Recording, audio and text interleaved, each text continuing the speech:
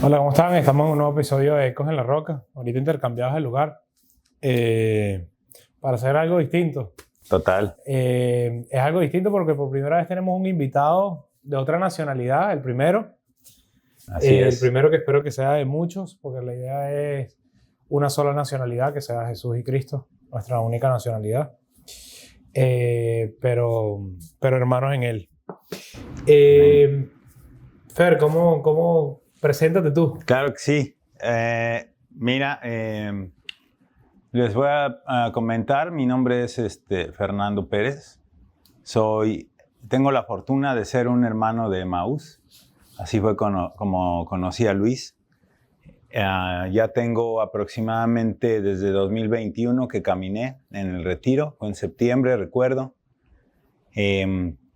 Buscando mi espiritualidad, no le tuve que buscar mucho. La verdad es que fue una cuestión de que mi ser estaba buscando algo más concreto, ¿no? Una verdad que había yo buscado por muchas partes y que no había tenido la oportunidad de encontrar.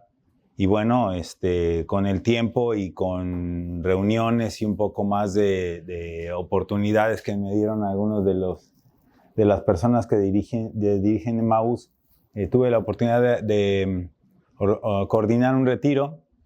Coordinar el retiro, ¿qué fue? ¿3? Cinco. El retiro 5. Claro, con otros dos compañeros. Y ahí tuve la oportunidad de conocer a Luisito.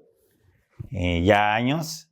La verdad es que tampoco es que diga, uy, sí, lo vi y lo reconocí y inmediatamente nos hicimos amigos, para nada. Fue algo muy orgánico. Con el tiempo él se fue integrando, hubo ahí unas cuestiones de mudarse, etcétera. Y después, bueno, llegó él acá a Miami y nos empezamos a ser más amigos, más hermanos, y cuestión del servicio, y empezamos a caminar un poco más juntos. Y caminar un poco más, desde mi visión, fue empezar a hablar temas en común de, hey, ¿qué leíste tú? Y empezamos a conversar cosas de la fe o lo que creemos de la fe en nuestra vaga ignorancia. Total. Y yo llegando a Miami le pregunté a él directamente, mira, ¿cómo haces tú para distribuir tus donaciones? ¿Cuánto es lo correcto? ¿Cómo debo dar? ¿Cómo no debo dar? Y tal. Y Fer, esa fue la primera vez, ¿no? Yo no tenía ni un mes aquí. Y Fer me comentó, él estaba en México visitando la Virgencita de Guadalupe, y Fer me comentó, mira, el tema de los niños para mí es importante. Claro. Y a partir de los niños, obviamente cada vez que leo algo de niños, se lo comento a Fer. No, claro, igual, porque mira, como bien lo dice y tiene toda la razón. O sea, solamente vas a poder o vamos a poder ver realmente con un niño como es un niño. Cuando ves todo lo que ellos no han desarrollado en cuanto a defectos que nosotros tenemos. Y en cuanto a pecado, todo. No, claro, o sea, estamos hablando de una de las cosas, ¿no? La capacidad de asombro. Coño, de verdad que de primera eso, porque eso se va perdiendo con el tiempo y es inevitable. Conforme va pasando el tiempo, uno va acostumbrándose a lo bueno, a lo malo, a lo que sea, cosas nuevas, un carro. Es como te va a ir yendo mejor en el trabajo y vas ganando más dinero, etc. Sí, al principio chévere, pero ya después de cierto punto, sí, otro millón, no sé. Los que ganan No, eso, lo mismo, ¿no? que cuando nos pasa cuando llegamos al país, que, bueno, empiezas y estás en un trabajo. Ahora ganas el dinero, pero estás trabajando 100 horas. Sí. Entonces ahora reduces a la mitad de horas, pero estás igual de insatisfecho porque... Sí. Entonces está en la mitad de horas, ya ganas lo que ganabas, pero ¿qué te está faltando? Lo más sencillo de todo. Llegas tú, por lo menos yo llegué acá a Miami, y lo primero que fue ver los edificios así de, no sé, 40, 50 pisos. En México no hay nada de eso, o sea, hay muy poquitos. Y acá está lleno de eso. Y te acostumbras. Sí. Pierdes esa capacidad de asombro. O sea, se acaba. Los vuelves a ver y dices, sí, el edificio. Lo veo, por ejemplo, con gente que viene primera vez acá a Estados Unidos, a Miami o a cualquier lugar. York. A Nueva York. No, hombre, todo es increíble, ¿no? esa capacidad de asombro se pierde muy fácilmente y creo que es una de las características más importantes que un niño puede llegar a tener en vez de... y que nosotros ya no tenemos, ¿no? Claro que hay más, como dice aquí el documento, la humildad, eso es, bueno. Pero ¿qué va haciendo que entonces nos perdamos como niños, dejemos de ser niños? Lo que pasa es que hay cosas que son inevitables. No se puede quedarse, ¿sabes?, en una etapa en la que todo te asombre todo el tiempo. Eso es difícil. Sí, no te vuelves infantilismo. Claro, exacto. Y un niño malcriado que quiere todo para él. Sí, exacto. Entonces, sí debe haber yo creo que debe haber un equilibrio suficientemente bueno para poder decir, ok, sí me sorprendo, pero también lo debo de tomar como el adulto que soy, ¿no? O sea, hay esa parte que ya no nos podemos poner con características de un niño, aplaudir y ¡ay, qué feliz! Y, no, ya no queda, pero igual esa capacidad se va perdiendo y te digo, yo creo que es normal, pero sí hay cosas como la humildad, que es una de las características que están mencionadas ahí que no se pueden perder. Y no se deberían perder, pero... Autenticidad. La autenticidad Ser también. Ser auténtico creo que es Sí. una de las cosas más difíciles por el señalamiento externo. Sí, yo creo que, fíjate que yo tengo creo que una de las cosas que más nos afecta a los seres humanos es el miedo. Entonces, el miedo a ser juzgados, a que nos vean diferentes, a que nos vean, no sé, de cierta forma, a no estar a la altura de ciertas circunstancias, a no dar el ancho en muchas cosas. Entonces, eso hace que nosotros hagamos un personaje, que nos creemos unas características, incluso que las tengamos aquí y te pones un traje y entras en personaje. Y creemos que eso somos. Claro, exacto. Ya no nos perdemos porque no somos ya los hijos de Dios, sino somos el ejecutivo, no sé, el dueño del restaurante, el que gana la plata y el que va y, ¿sabes? El que abastece, el padre, o sea. Nos pasa, el que coordina un retiro, es que es normal, el que, claro, exacto. coordina un fácil, área. Fácil, Oye, así. es muy sencillo, Exacto. el que coordina el parking. Claro. Más sencillo no se puede. El que coordina el parking, ya no, ahí está el líder del parking. Del ¿no? parking. Y es cualquier cosa. Sí, y es cualquier cosa. Es verdad. Pero entramos en ese personaje porque también te digo, es algo muy normal. Es como un mecanismo de defensa que los seres humanos tenemos intrínseco en nosotros para poder, si no, nos volvemos locos. ¿No? Tenemos que tener una... Y perdemos esa inocencia en el proceso. Claro. Tenemos que tener esa protección en la mente para poder, ¿sabes? Salir adelante en ciertas circunstancias, porque también nada es fácil. Aquí dice, hay una parte del texto que a mí me dice que el hombre normalmente, por el tipo de vida que se ha vuelto adulto, en un sentido negativo, al experimentarse en soledad y con un ambiente muchas veces adverso, gira su sentimiento vital hacia la autonomía absoluta. Claro. Y ahí es donde cerramos el corazón para dejando de ser niños.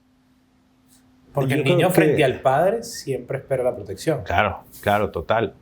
Y mira, está bien esperar la protección, pero también tú sabes, tú lo has vivido, todos hemos vivido en algún momento solos y hemos tenido dificultades que enfrentar.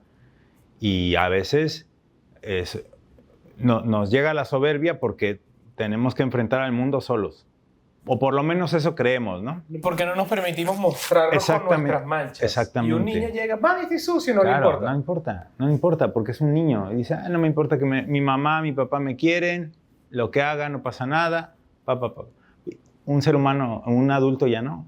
Un adulto tiene que ponerse ese personaje, esa máscara, ese constructo social, ¿para qué?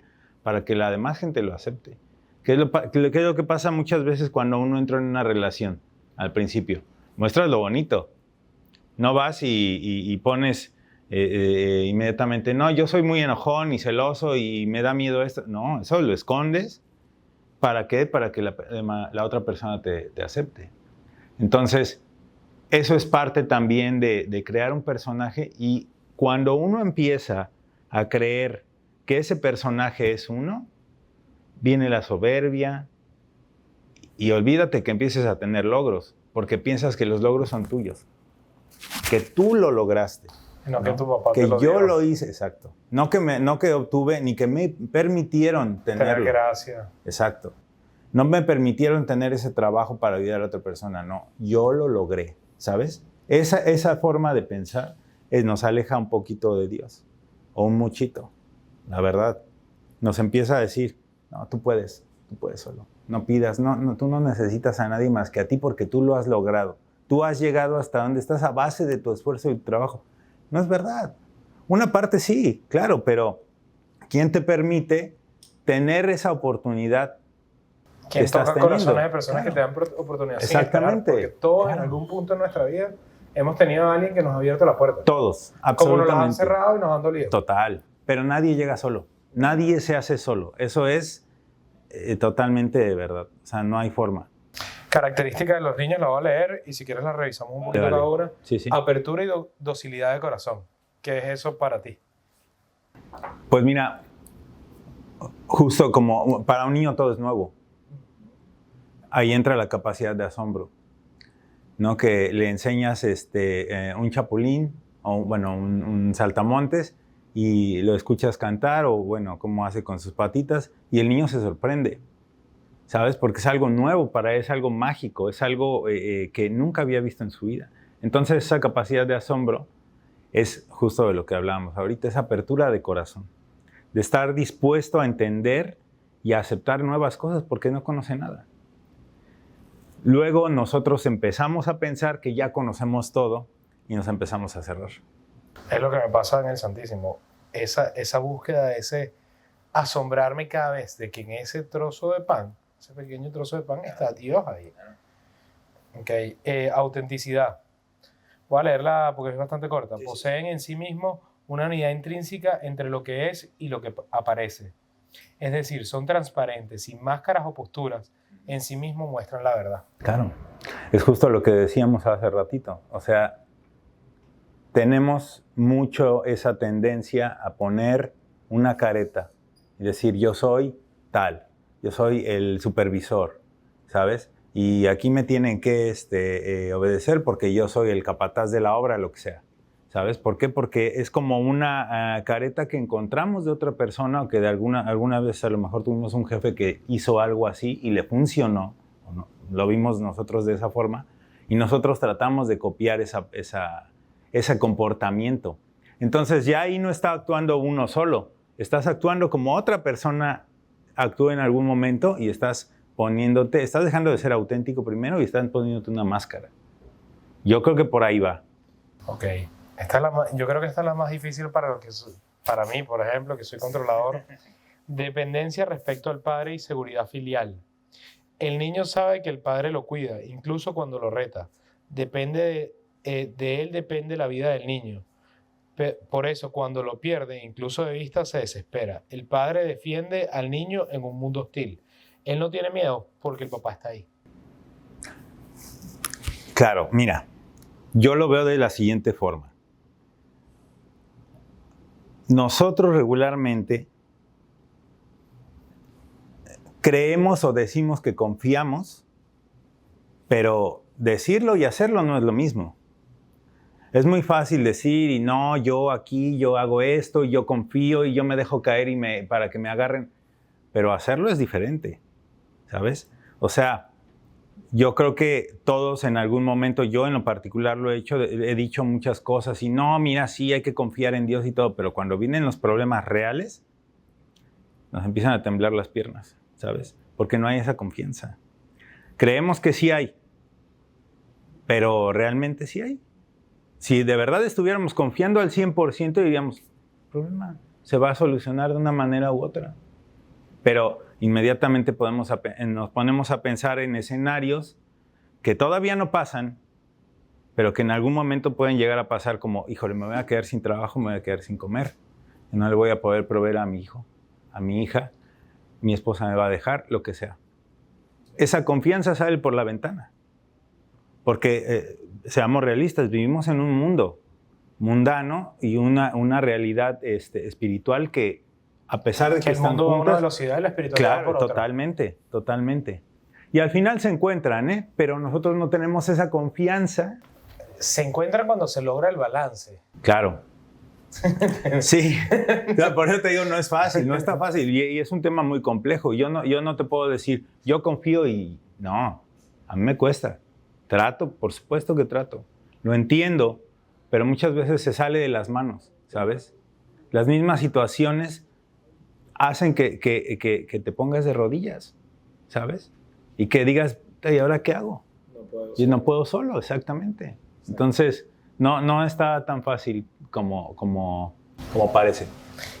Inocencia, humildad. El niño sabe pedir ayuda. No se admira de ser pequeño. Reconoce y muestra las manchas de su ropa y sus heridas y se deja limpiar y curar. ¿Nosotros hacemos eso frente a Dios? Yo creo que no. Yo creo que la falta de humildad es una característica que tenemos todos, ¿sabes? Por lo que habíamos hablado antes. Pensamos que como alguna vez lo hicimos solos, entre comillas, así es. Entonces, la humildad ya se fue. No, nos cuesta trabajo pedir, nos cuesta trabajo doblegarnos. Ah, claro, porque, o sea, cuando uno se pone de rodillas, es porque de verdad ya está completamente vencido y porque necesita ayuda de verdad. Todas esas veces que necesitamos ayuda y dijimos, ¿podemos solos? No nos hincamos, porque nuestra soberbia y nuestra falta de humildad no nos permite que hagamos eso. Entonces creo que... La parte de se deja limpiar y curar. Claro. Y como es una curada. Duele. Claro, duele. Por supuesto que duele. Duele muchísimo. Pero y a por veces supuesto nos duele que va a en el ego doler. y que Sí. aquel me dijo tal cosa. Y, Sí. Sí, y mira, muchas veces llega alguien y nos dice, mira, estás haciendo esto mal. Y nos duele, porque es verdad. Y la humildad se fue. No hay humildad. Si fuera uno humilde, tendría los ojos abiertos y los oídos abiertos para escuchar lo que nos está diciendo esa persona y analizarlo. Es decir, tal vez tiene razón, ¿sabes? Tal vez sí soy muy grosero, soy muy déspota y soy muy soberbio y no me estoy dando cuenta. Porque eso pasa mucho, ¿eh? Uno cree que es bueno. Uno cree que está haciendo bien las cosas. Y la gente... Y tus intenciones pueden ser muy buenas. Claro, las mejores. Decir, no, yo doy dinero a la limosna o bueno, al diezmo, a la iglesia y ayudo aquí y ayudo allá. Pero realmente eso no te hace bueno, realmente no, ¿sabes? Entonces, creo que esa parte de no saber escuchar y analizar y vernos a nosotros mismos y poder recapacitar. Escuchaba a una persona ayer que decía, no, pero es que yo hago todo bien. Yo hago todo bien, yo no sé qué más, ¿sabes? Entonces dices, no puedes tú pensar así de ti mismo. Tienes siempre que estar analizando tu comportamiento. Porque es muy fácil volver a caer en los problemas, en los errores, en los defectos. Claro, entonces tiene uno que escuchar a la gente que nos dice y nos marca nuestros errores, que nos da un consejo, etcétera, porque de verdad uno no lo sabe todo. Muchas veces uno ni siquiera se conoce a uno mismo. Y es donde vienen los errores. Es un proceso para toda la vida. Claro, total. Es que ese es el problema. Yo creo que es una de las cosas más importantes que hay que saber. No hay un fin ni una meta de decir, Bueno, ya. Hay una meta de la santidad. Claro, pero tú dime, ¿qué tan fácil es llegar a esa santidad? No, ni súper difícil. No, si fuera fácil, todo el mundo lo hiciera. Claro, todo el mundo fuera católico. Exacto. Si fuera fácil, todo el mundo fuera católico. Sí, claro. Todo el mundo seríamos santos, ¿sabes? No tendríamos problemas, todo el mundo saludando por las... Bajaría los ángeles a la iglesia. Claro, total, total, la iglesia. sí, para ayudarnos a nuestras cosas, y no es así.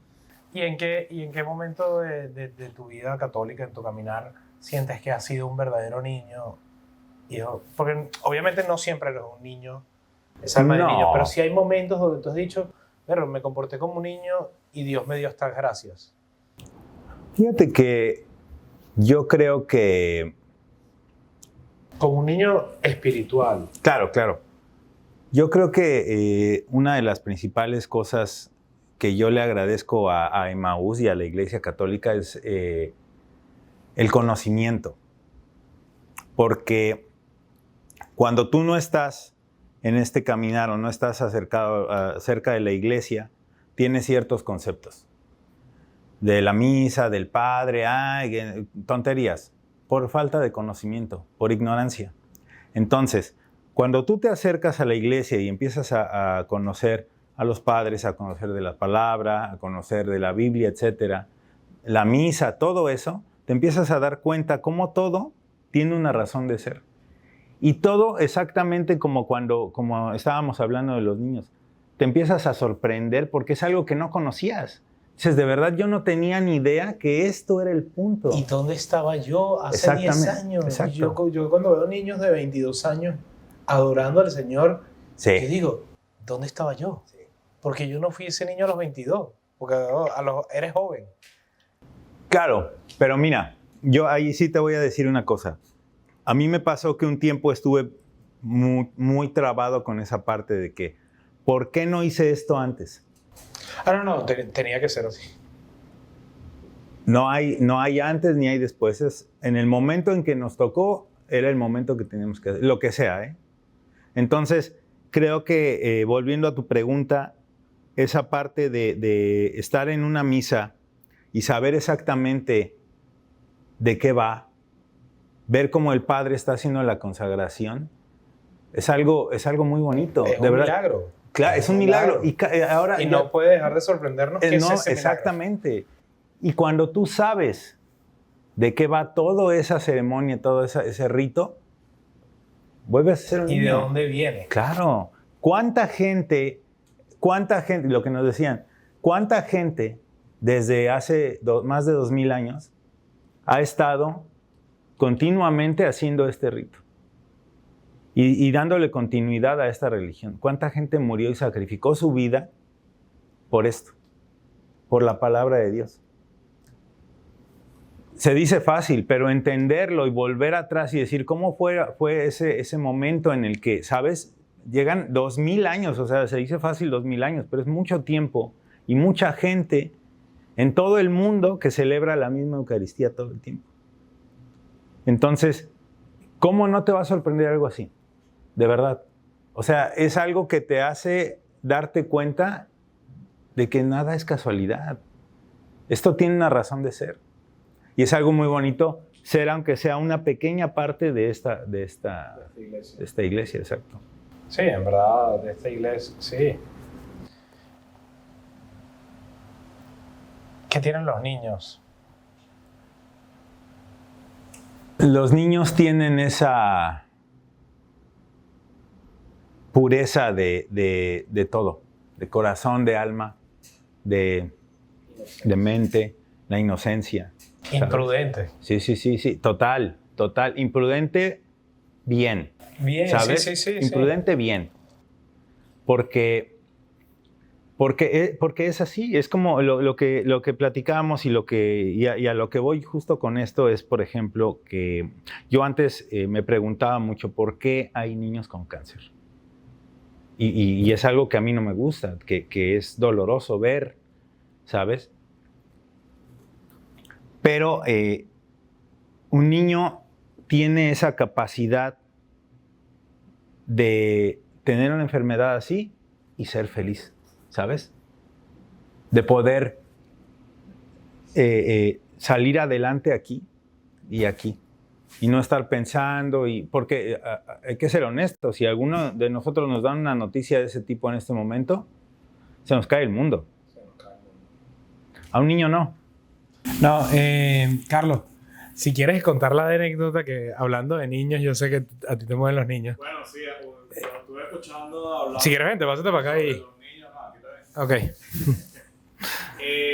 Yo de niño tengo una anécdota muy curiosa, muy loca, porque cuando estaba en el preescolar, todos los años en diciembre hacían el nacimiento, entonces los niños se disfrazaban, bueno, obviamente había uno que hacía Jesús, otro que hacía José, y yo salté brincando que quería hacer la Virgen María.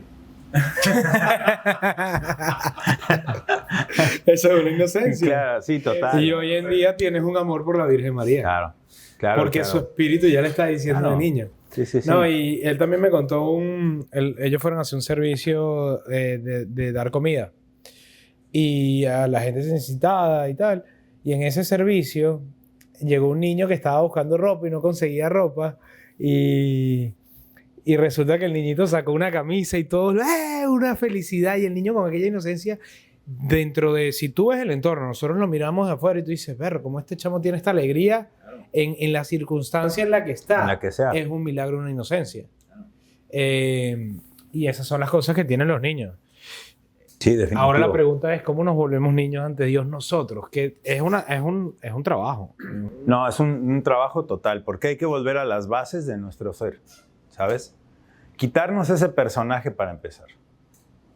Saber que no eres ni más ni menos que nadie. Absolutamente. Ese personaje se tiene que ir. ¿Sabes? Y eso es difícil, porque, como te digo, se dice muy fácil. Es muy difícil quitarse ese personaje. O no volver a las viejas costumbres. No, total. Porque también es eso. O sea, uno lleva tanto tiempo dentro de un personaje y siendo varias personas, ¿eh? Porque no es que seas una, eres varias. Eres una en la iglesia. Y luego vas al trabajo y eres otra. Y con los hijos otra. Y con los papás soy otra. el mismo en todos lados. Exacto. Siendo uno mismo en todos lados, es como te deshaces del personaje. Dices, ya, yo soy ¿sabes? Eso es muy difícil de hacer. Te lo digo porque por experiencia, ¿no? Yo a veces me ha pasado aquí en la casa, tengo la oficina toda ordenada, en la iglesia está todo bien, ¿verdad? Y tengo aquí un desorden. Claro, es así. Y eso es un pequeño ejemplo. Total, es así. Entonces, yo creo que el primer paso para eso es precisamente deshacernos de ese personaje. Y ya después, con el tiempo, uno puede abrir más su mente y su corazón, sobre todo, a lo que estábamos platicando ahorita. A ser más humilde, a tener esa capacidad de asombro, a saber que uno no lo sabe todo. Alguna vez escuché una frase que decía, hasta el gusanito más pequeño tiene una historia que contar. Y nosotros nos cerramos a escuchar esas historias, ¿sabes? Porque pensamos que sabemos todo.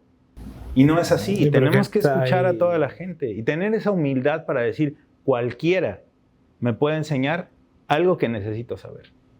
Bueno, nos pasó en un retiro. Total. Que yo resulta que fui muy poco misericordioso con alguien. Y resulta que ese alguien tenía una circunstancia que al final era la misma circunstancia que yo tenía por la que estaba reaccionando de esa manera. Y al final termina doliendo es porque es eso. La herida está ahí, pero tienes que sacarla. La limpieza emocional también duele. Y la espiritual duele. Y tienes que abrirla para poder sacar ese pus. Sí. Y que aprieten y salga el pus negro. Porque no son 10 días que tienes en esto. O como los niños de 18 años que están menos tiempo en el pecado. Ya uno está más grandecito y lleva rato en el pecado. Y mientras más grande es la rama, más difícil es enderezarla. Sí, no, definitivo. Pero la labor de uno es esforzarse por una cosa que a mí es una facultad de los niños que a mí me impresiona y que siento que también debería ser en el plano espiritual cuando pecamos y volvemos a caer, es que ellos se caen y se paran. Están aprendiendo a caminar, se caen y se paran. Y yo creo que a veces uno mismo con el pecado se da muy duro uno mismo y vuelve y se queda como enganchado ahí. Y uno debe tener esa voluntad del niño de, ay, me caí, estoy aprendiendo y sigo caminando. No porque no te importe el pecado y no porque no te duele el golpe, sino que hay que levantarse para poder caminar bien. Claro. El sentimiento de culpa también es algo que es de adultos. Un niño hace las cosas y ya pasó, ya, otra cosa, ¿sabes? Luego no lo entendemos, pero a veces es necesario desempolvarse las manos y decir ya.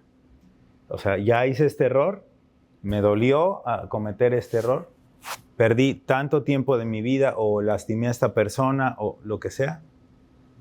Estoy arrepentido de corazón y moverse. Move on. Sí, move on, porque si no, uno se queda flagelándose y al final te haces daño a ti y no haces el bien que puedes haber estado haciendo por estarte flagelando. Entonces creo que la mejor reparación de un daño sería... La confesión. y resarcir el error que hayas tenido con la persona. Que lo pide la confesión, derecho Claro, de enmienda. Total, sí. Hay sí, veces sí. que uno no puede y ahí se lo entrega el Señor. No, definitivo. Pero si en este caso está la persona a la que lastimaste ahí mismo, ¿sabes? Hay que ser lo suficientemente humilde para reconocer el error ante esa persona, ante Dios, y decirle, disculpa, no vuelve a pasar. Y eso no quiere decir que la relación va a estar igual. No. Porque cada quien tiene que definitivamente guardar su corazón. Perdonar Total. no es tener la misma relación. Porque capaz esa relación suceden esas heridas, es para establecer límites sanos. Y Sí. prudencia en el corazón. Sí. Sí, establecer límites siempre es difícil.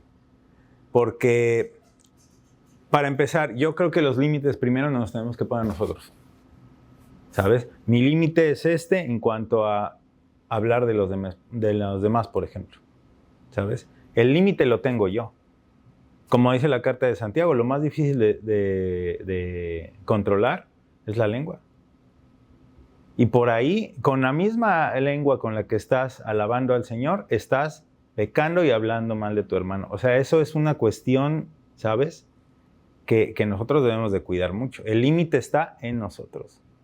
Nuestro comportamiento. Nosotros tenemos como seres humanos y como adultos la capacidad de guardar estos límites para no perturbar a la persona que está al lado, ¿no? O enfrente, no sé. Entonces, creo que también esa parte es importante, tener un límite para nosotros mismos. Totalmente. ¿Hay algo más que quieran agregar? ¿Nos faltó algo? Sí, bueno. Nos faltó mucho. El contenido, la verdad es que... Falta muchísimo. Creo que no se trata tampoco de darle toda la vuelta a todo el tema todo el tiempo, pero sí es importante. Yo te quiero decir algo que es sumamente importante también para mí, que no se debe de quedar en lo que uno lee. Porque uno lo puede leer y decir, no, esto mira, hay que cuidar, hay que tener límites, la humildad, todo, qué bien ya, perfecto. Y voy a la calle y hago todo lo contrario. No, y hablamos con Gustavo en el capítulo que grabamos hoy también anterior. Eso mismo, que yo le decía, bueno, pero ¿qué hago leyendo la Biblia si no estoy logrando ejecutarla como la estoy leyendo? Claro. O sea, eso no es entendimiento real. Sí, la entiendo y la tengo en conocimiento aquí, pero ¿cómo la ejecuto? Pero también esto hablo por mí, también entiendo que esa práctica y esa lectura y esa hambre al final te va transformando. Claro, no puede haber una transformación de un día para otro. Yo creo que no es fácil y que toma tiempo, toma práctica y luego a veces uno recae. Ya no hablé 6 meses de esto, ya no estaba haciendo esto, no sé, como cuando fumas o estás dejando de fumar. Vas bien y de repente, puf, ya, bueno, y tienes que volver a empezar. No vas a decir, ay, bueno, ya volví a fumar, ya tiro esos 6 meses que dejé de fumar y sigo fumando. No, hay que tirar ese cigarro y decir, bueno, empezar de nuevo. Y volverlo a intentar. Claro, porque ese es el punto. El niño que se cae y se vuelve a parar. Totalmente. No podemos dejar de intentar mejorar. Y es eso, lo que hablamos de la guerra. Alguien que está en una guerra espiritual y en una guerra de cambio y en una guerra de ser mejor hijo de Dios, evidentemente recibes heridas en el camino. Total. Si tú estás en una guerra física y te meten una bala, nadie se va a poner bravo porque retrocedas un poquito. No. Esperes y vuelvas a avanzar, te recuperes y avances. Pero que no lo dejes de intentar si es el problema. Sí, claro. Sí, porque vas para atrás. Si dejas de intentar, vas para atrás. Creo que ese es uno de los puntos más importantes. Sí. Bueno, agradecido por el tiempo, Fer. No, gracias por venir. Gracias por la invitación. Esperamos que todo lo que hablamos aquí le pueda servir a alguien, sea para tocar el corazón de alguien. Totalmente. Lo importante no es nosotros, sino el Señor. Esto fue glorificarlo a Él, para tocar corazones y que se sigan sumando personas que quieran aprender con nosotros, que queramos aprender. Porque al final lo que tenemos yo, por ejemplo, es hambre de seguir aprendiendo. No por conocimiento, sino poderlo llevar a la práctica. Eso es lo que yo siento que es más difícil. Porque teoría hay mucha, pero práctica, el saber es ejecutarlo. Total. Y es de las cosas que yo creo que es más difícil. Ujú. Entonces, nada, gracias a ustedes, gracias Fer, gracias Carlito. Gracias. Y nos vemos en un próximo episodio.